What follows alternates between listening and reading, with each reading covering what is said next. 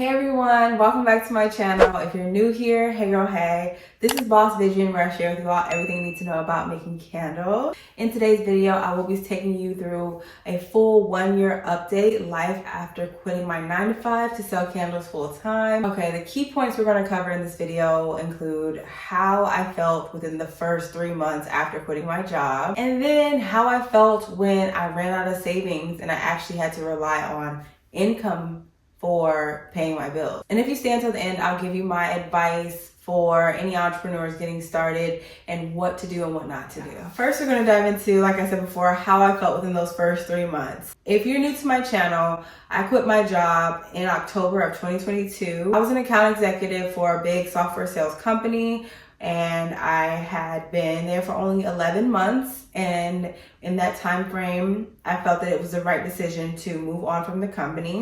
Big backstory on that is that in 2020, I was fired from the hospitality industry. I was a hotel sales account executive. And at that time, I was fired because hotels were no longer, in business because of the coronavirus. So traumatizing to me that I had a resentment towards corporations, as well as I felt that I would be able to earn more money without a job. From there, I lived off unemployment, and I saved up so much unemployment because I was making more in unemployment than I was with my 9-to-5. Shout out to Trump. So I had so much money saved that I was able to start a candle business with unemployment. A lot of people were starting businesses in 2020. It was like this path of righteousness. I don't know if y'all remember that time, but what I learned was that the more I began to start my business, the more I began to resent corporate America. And at one point, unemployment was running out. It was around November, unemployment was running out, and God was just all over my life. And he literally prevented me from running out of money, because in November, as unemployment was running out, I got a job. I launched my candle business. So I launched my candle business at the same time as my first tech sales jobs. At the same time, these two things were happening. And I was realizing that working a 9-to-5, you have to be mindful of your surroundings, and you have to be competitive, but you have to be kind. And then when you have an entrepreneurial effort, you have to be mindful of your surroundings, and you're able to create your own revenue without worrying about someone else being jealous of it and taking it because of being stuck and bogged down by one organization. And just from there, I kept that idea in my mind as I was a sales rep. And in October of 2022, I realized that I was in an organization where my leader was, she was very much toxic, to say the least. And then I noticed there was no room for upward mobility because of that toxicity. And then I noticed that I was being picked on, bullied, and things of that nature also. So I decided to make this abstract, decision to completely leave everything I knew, everything that was cushy to me, my big tech job, and just be an entrepreneur.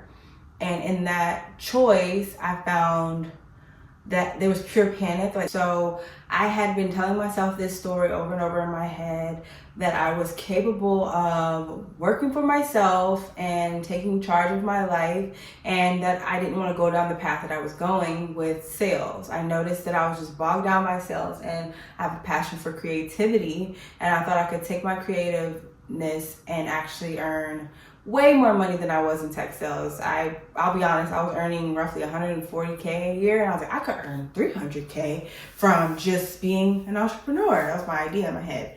And in terms of that, I decided to quit, and I sent in a 2-week notice and immediately panicked. In my mind, I was like, this is a bad idea. And I thought that I could convince my manager to bring me back that same day. And she showed me so many reasons why I was feeling uncomfortable with working with her. She was so excited that I quit.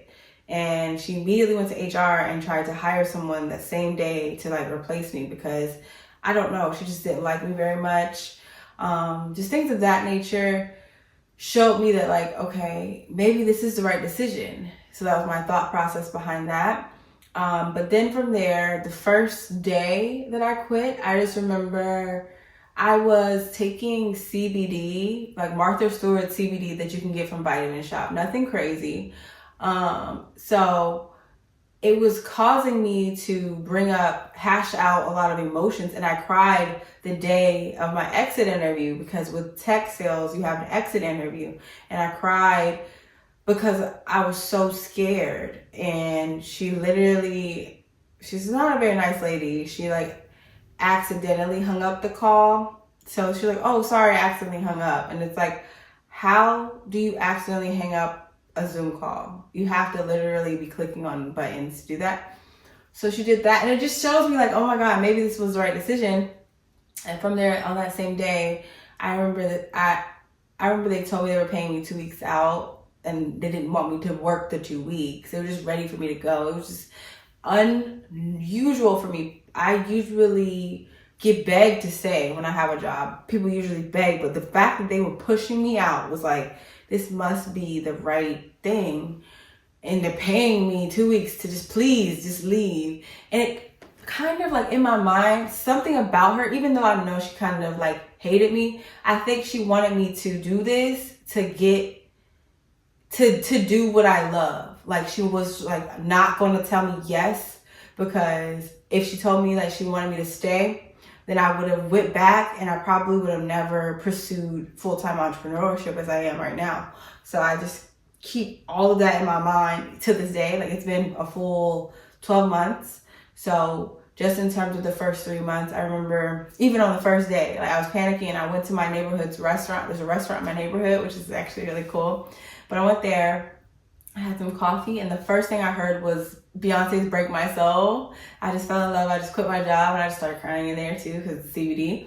And what I learned that day was that I was trying to be cheap. So I was trying to cancel all my gym memberships and all this stuff, and it distracted me. So I was making videos and I was trying to do some extra stuff in my videos, add some captions and stuff. And then I decided to go to the gym and cancel my membership, and it threw off my energy because they were like, no, you can't cancel, or give us $100 to cancel. And I was just mad. Even though I had thousands of dollars saved, I'm just like, I don't want to give you $100. And then from there, I got home with that negative energy and just got into this mode of eating. Because if you don't have a job, you don't have anything to do, and you have a previous history with bored eating, then that's your go-to. So that was my go-to at that point. I just ordered Uber Eats. And that was starting this horrible cycle of just ordering Uber Eats, DoorDash every single day, just because I was bored and because I was scared or lonely.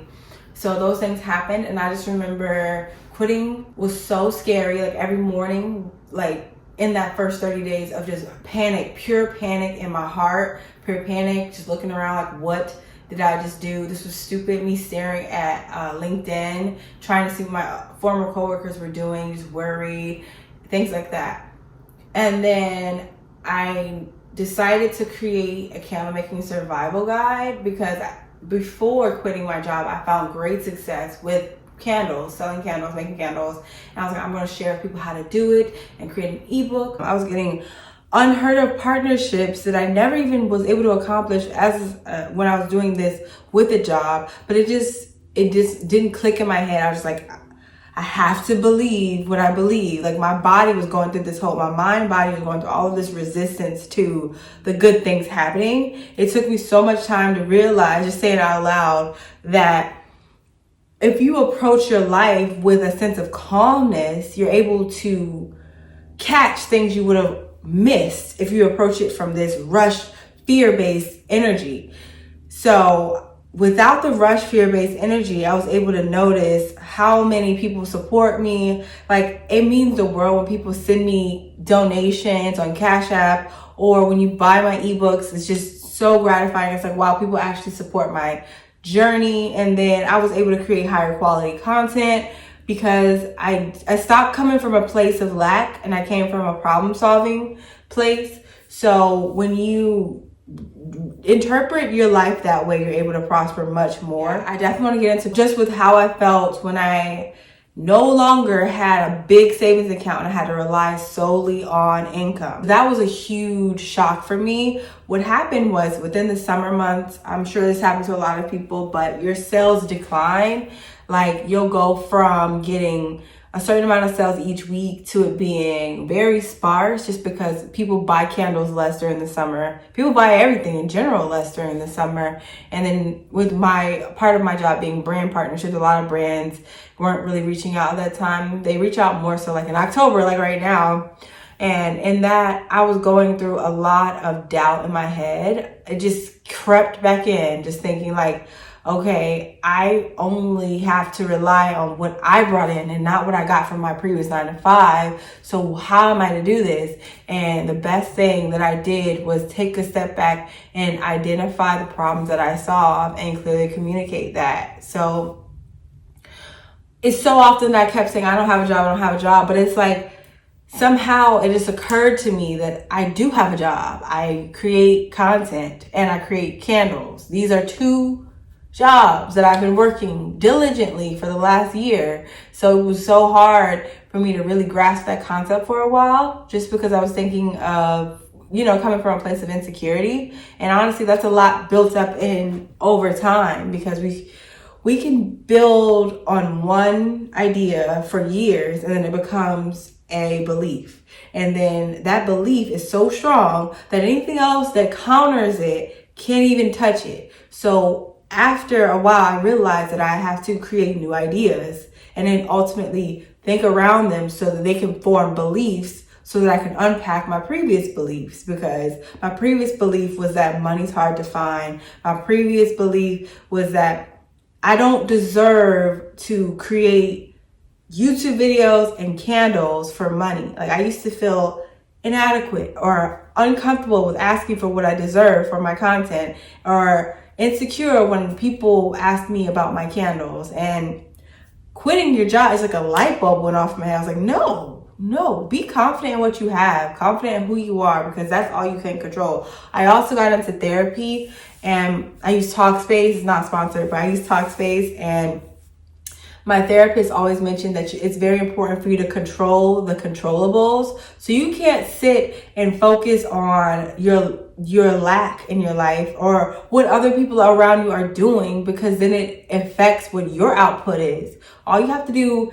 is lock in on what you feel proud of and what you could do that makes you feel good about yourself. You can't lock in on what other people are doing, because that messes you up. So, I mean, there's so many scenarios. Like even at the gym, I would get insecure at the gym. This has nothing to do with how I feel like they're quitting. But then I realized, like, if I'm obsessing over improving myself, what do I have to be insecure about? And in terms of that, you can leverage that as it relates to your money too.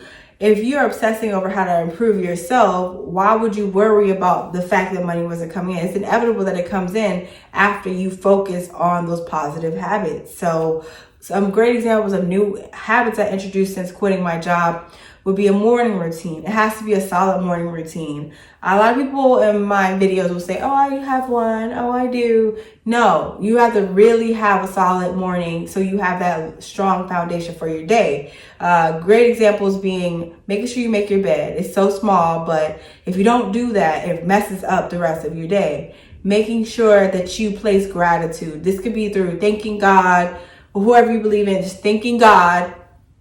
And then I write out a letter to God in the morning. You don't have to do that, but it helps me tremendously with staying grounded and knowing that God is supporting me, God is providing for me. So that also helps. And also just being more active. Like I work out regularly. I work out as much as I possibly can. And beyond exercise, it's important to stay hydrated. Drinking a lot of water can prevent a lot of anxiety. And then I found that the type of food that you eat affects your depression too. So if you're ordering processed foods, they can affect your serotonin levels. I had no idea, but like there's certain foods that can make you feel sad, and there's certain foods that can make you feel rage. But if you change those foods to more of like food from the earth, you can have a better concept of life. And after quitting my job, I made it a requirement to have a very detailed, long, drawn out self-care night routine where you shower, take care of your hair. Like I grew my hair back, like my real hair was breaking. I grew my hair back. Just obsess over your self-care, because then when you go to do your work, you're able to properly articulate yourself. You're able to be more confident. You're able to create better, high quality content and just thrive. So I think the thriving happens when you increase your self-worth. Everything that you want is on the other side of what you believe you're capable of doing. If you believe you're capable of doing it, then you start to break down the steps to get there. Because I always didn't believe I was capable of certain things that I've been able to accomplish over this last year, but changing my confidence level broke down those big goals into smaller steps, and it really encapsulated my awareness of what I'm worthy of. And it's so crazy because God is real. Like God knows what is good for you, and certain things happen when you do find that ease, that step back of like not trying to control everything and just trying to watch it all happen while still working. But certain things happen. You begin to notice what the message is. Like I was getting long job interviews and like jobs like almost hiring me like often. Like one job, they asked me, like I went through the full long ridiculous process, and then they asked me for references. So y'all know when you get asked for references, that's when someone wants to hire you. I provided references and they said no. Like I was like, what? That's crazy. And then another job, they had an interview process that included one day of 3 hours of interviews. So I went through 3 hours of interviews that entire day. 3 different managers, all 3 of them were saying positive things to me. I even asked them the key question you asked in the interview: are there any qualifications about me that you think is not the right fit? None of them. They said, no, you're great, you're perfect for the job. And then at the end they said no. And I was like, what the heck is this? Like, how can I not get a job? Like, why is it so hard for me to get a job? And then with bills, because I was like, okay, well, I need money. All of my bills have been delayed or taken care of, anything like that. I'm like, why are these 2 things happening? Why am I incapable of getting a job? And why are all my bills delayed? It's just specifically because I have a plan, I have a mission to do. You have to pay attention to the signs, because typically, oh, and also why was it so easy for me to like get away from that job? Like, why did they literally push me out of the door? Paid push. They like, here's 2 weeks notice, here's 2 weeks money, please leave, basically. And why did that happen? All of these factors came back to me as I was reflecting on this, and it taught me that you have to listen to God's plans, because he's putting you in position for the things you desire. Like I used to sit in my car when I had my 9 to 5, I work from home, but I was still, my garage is back there, and I would sit in my car, but I just really don't want to do this anymore. I hate doing this. I hated it because of my boss, not because of what I was doing. I love what I was doing. I love tech sales, but I just didn't like my boss. And in terms of that, I guess there was more to it. Like as I reflect on it, maybe God is saying I shouldn't be in tech sales at all. Like my passion has always been writing. I've been a writer for my entire life, but very good at writing.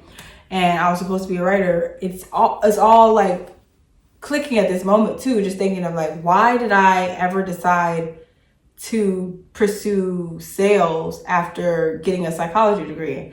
Like I was supposed to pursue creative writing. And I remember going in my undergrad in psychology, hating it, and then having an elective creative writing class, getting so happy. Oh my God, I got creative writing class, this is so amazing. I just assumed there's no money in creative writing. I assumed that I could never write a book that would get published. I assumed so many things, and saying it out loud, my assumptions match what you guys project on me in my live videos. You all typically tell me that you assume you can never sell candles. You assume you're never worthy of certain things. And it's literally just beliefs you created from ideas over and over and over again. You could break those down.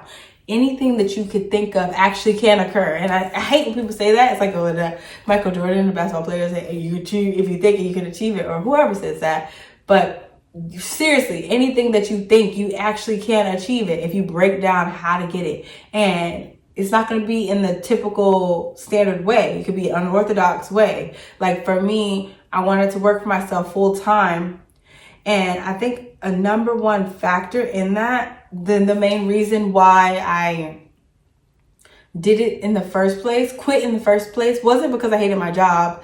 It was because I knew I didn't have the courage to do it anyway. I feel like they were going to fire me eventually. Like, it just seemed like they didn't like me. I was like not one of the favorites, which is rare. I'm usually a favorite. That's how I knew I had to leave.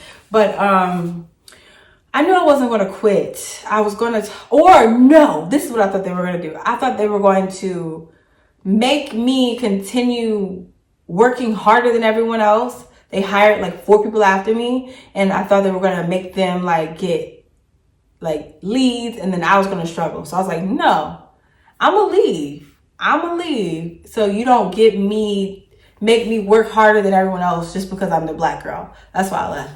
But yeah, I did that multiple times because people will take advantage of you if you're the only black girl in the organization. So that was just something that crossed my mind. But back to the story.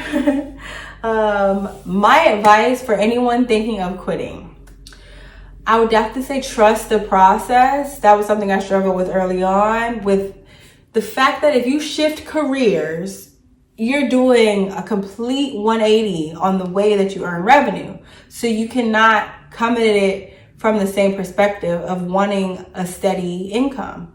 Your income is going to come sporadically initially, and then it'll get consistent.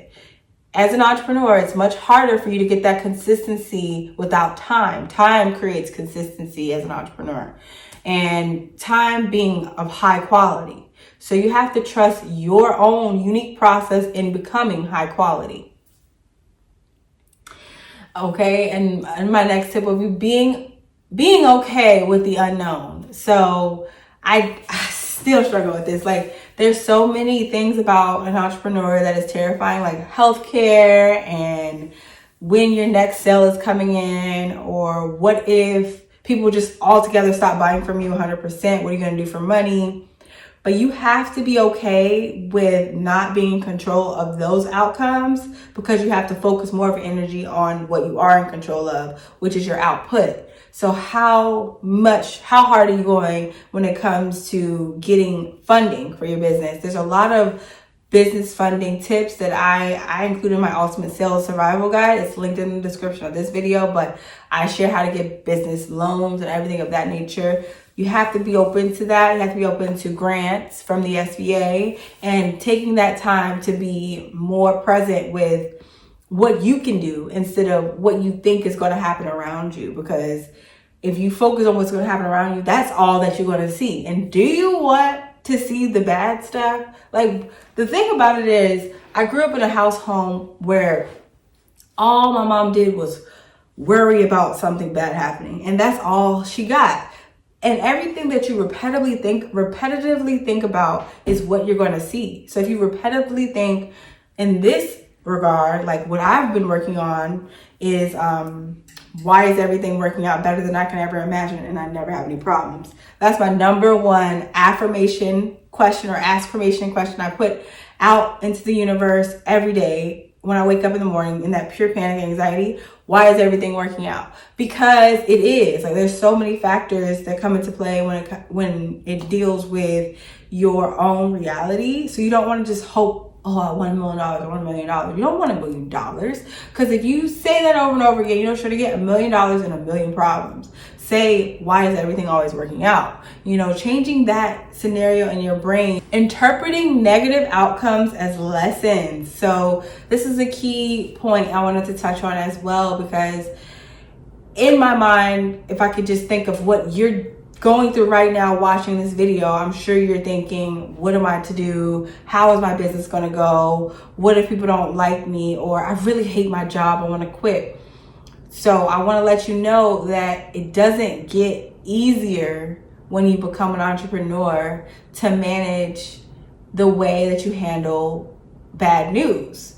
The thing about it is, you have to just be more strategic in your responses instead of reactions, because if you react too fast, you may miss the point and why things aren't going well.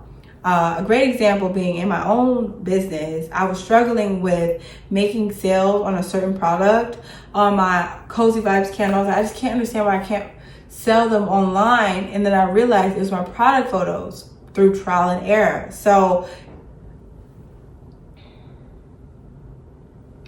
I was able to interpret that negative outcome of people not purchasing that product into it being important for me to change my approach.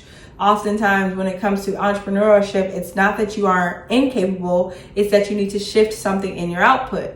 So we quit so easily with things that pertain to our own well-being because we're taught that in society. They're like, don't do it, just go ask for help. Don't do it, just go work a 9 to 5 and just stay stagnant. And I refuse to stay stagnant. I know what the 9 to 5 looks like. I love structure. Like, that's the only reason why I would want another 9 to 5, just because I love that structure of working 9 to 5 and then doing my small business like being forced to do my repetitiveness because the 9 to 5 forces me to be consistent.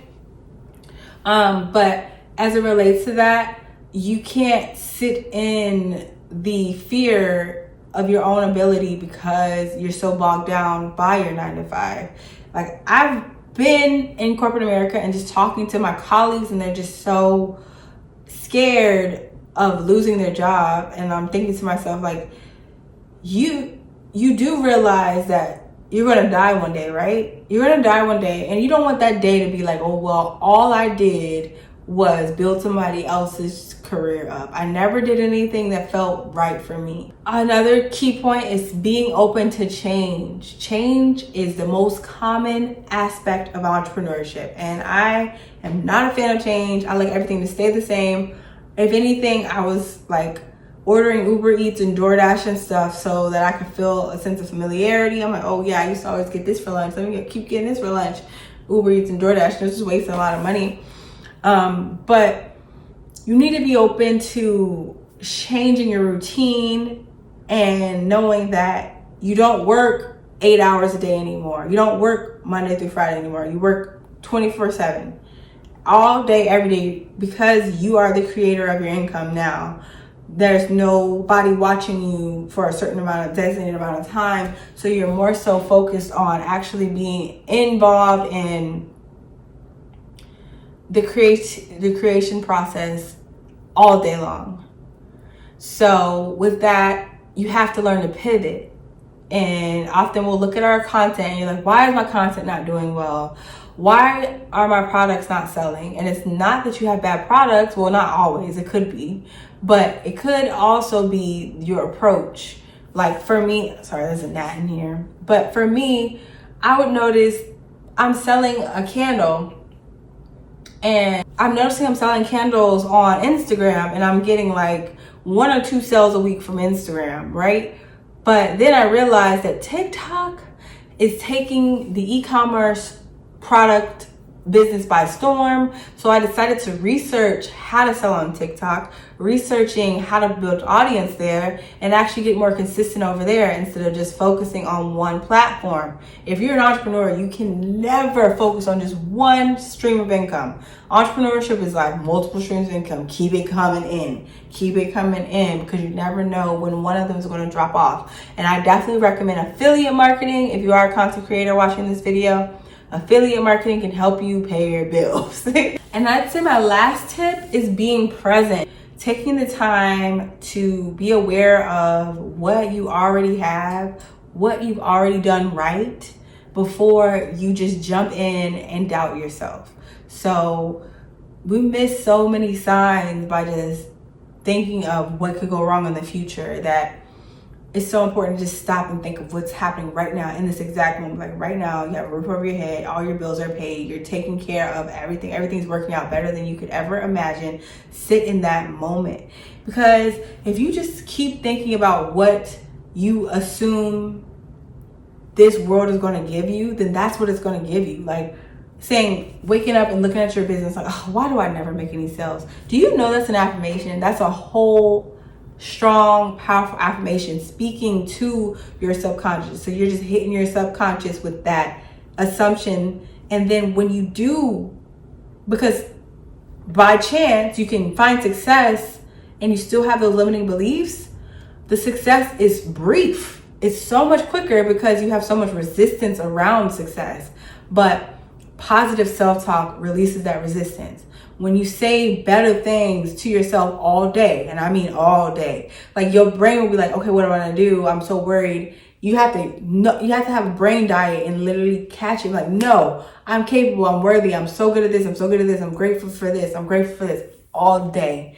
And that releases that resistance. So when good things do happen to you, you aren't thinking you don't deserve it. You have to create that deserving understanding in your mind before you can actually see it in real time. And I'd say that would be my interpretation of manifestation. So manifesting to me is not some praising a false god type of vibe for me. It's more so what, like God says, as a man thinketh, so is he. You think that you're worthy of God's love, and you constantly affirm that to yourself throughout the day, thinking of what you're grateful for that God has given you all day. Like, I can't say all day enough. All day, all day, all day. Because if you say it in the morning and you say it at night, that's cool. But during the day, if you actually listen to what you think, it's crazy. Like, if you let your mind go without checking it, it will go and lead you to the most protective ego thoughts, because our minds automatically want to protect our ego. And sometimes you got to let go of that, or every time you have to let go of that. You got to let go of the urge to protect your ego and embrace the importance of focusing on what you're grateful for and what you are capable of, because then it gives you that calm. Because if you didn't know by now, you're able to be calm in chaos. So there's so many chaotic events in your life that if you would just change your perspective around them throughout the day, you're able to get out of them way faster. Like, just think about how you would react in an emergency and your defenses are down. You're not thinking about what other people think of you. You're not thinking about what rules are placed on the world, society, and everything. All you're thinking about is survival. Like, if you could just keep your mind in the perspective of, it doesn't matter what people think of me. It doesn't matter what I've ever even done. All that matters is this exact moment. Then you're able to prosper. So I hope this video was helpful. I want to give you an update on what I went through in 1 year of being an entrepreneur. It is very challenging. I'm open to getting another 9-to-5. I am definitely moving very soon to just, get a change of scenery. I've been living here for 4 years. Well, in North Carolina, I've been living in North Carolina for, oh my God, like 12 years. I've been living in North Carolina for 12 years. So it's time for me to move from North Carolina. Definitely comment down below your perspective on this subject of being an entrepreneur, and how, if you are an entrepreneur, how you've been handling it.